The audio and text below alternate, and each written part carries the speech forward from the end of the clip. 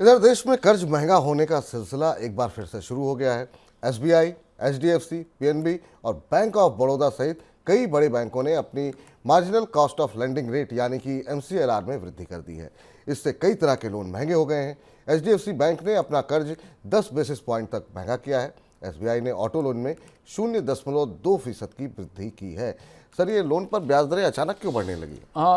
इसकी संभावना हम लोगों ने जाहिर की थी, विपुल याद होगा नवंबर दिसंबर में जब हम इस पर चर्चा कर रहे थे कि रिजर्व बैंक ने पर्सनल लोन के लिए और जो ऐसे अनसिक्योर्ड लोन्स थे जिनके लिए रिस्क वेटेज रेशियोज बढ़ाए थे, यानी बैंकों से कहा था कि वो इस तरीके के जो लोन दे रहे हैं इसके लिए ज़्यादा पूंजी की व्यवस्था करें क्योंकि इनका जोखिम ज़्यादा है। तभी ये समझ में आने लगा था कि बैंकों को अब ज़्यादा पूंजी की व्यवस्था के लिए अपने मार्जिन्स को पे दबाव झेलना पड़ेगा।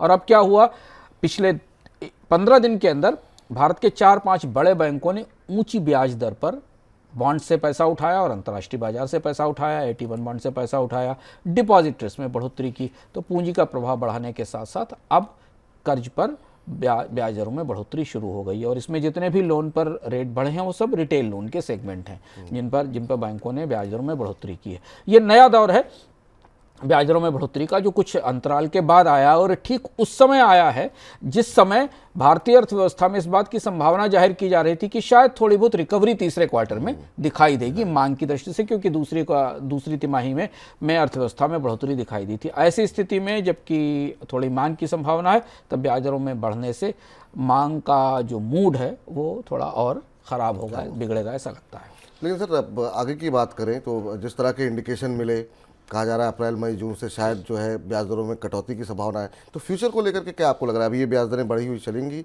कुछ कमी हो सकती है, क्या लग रहा है आपको? मुश्किल लगता है क्योंकि ब्याज दरें लंबे समय तक ऊंची रहने की रेसिपी बन गई है। एक तरफ 3 हिस्से हैं, 3 कंपोनेंट हैं, हम ध्यान से देखें। एक तो बैंकों की बोरोइंग्स, जो बॉन्ड्स की बोरोइंग की वो 7.5-8% से ऊपर बॉन्ड्स की बोरोइंग की है बैंकों ने, और बाहर से भी पैसा उठाया है। दूसरी चीज़ है डिपॉजिट्स के रेट्स लगातार बढ़ाए गए हैं क्योंकि FD के रेट महंगे किए गए, यानी बैंक से मानकर चल रहे हैं कि उनकी पूंजी की लागत अब ऊंची रहेगी और अब उसके फलितार्थ के तौर पर लोन पे इंटरेस्ट रेट में भी बढ़ोतरी हो गई। अब ये साइकिल वापस लौटते लौटते तो लंबा समय लगेगा। बैंक जिस तरह से पूंजी जुटा रहे हैं, महंगी पूंजी जुटा रहे हैं, वो इस बात का संकेत है कि वो लंबे समय तक ऊंचे ब्याज दरों की तैयारी कर रहे हैं। और अब एक और चीज़ महत्वपूर्ण है, हमने देखा कि दिसंबर के बाद भारत में क्रेडिट की ऑफटेक या क्रेडिट की डिमांड भी कम हुई, क्रेडिट का डिस्ट्रीब्यूशन भी कम हुआ। अब इन ब्याज दरों में बढ़ोतरी के बाद अगले क्वार्टर में भारत में कर्ज की मांग में और कर्ज के डिस्बर्समेंट और भी कमी आएगी।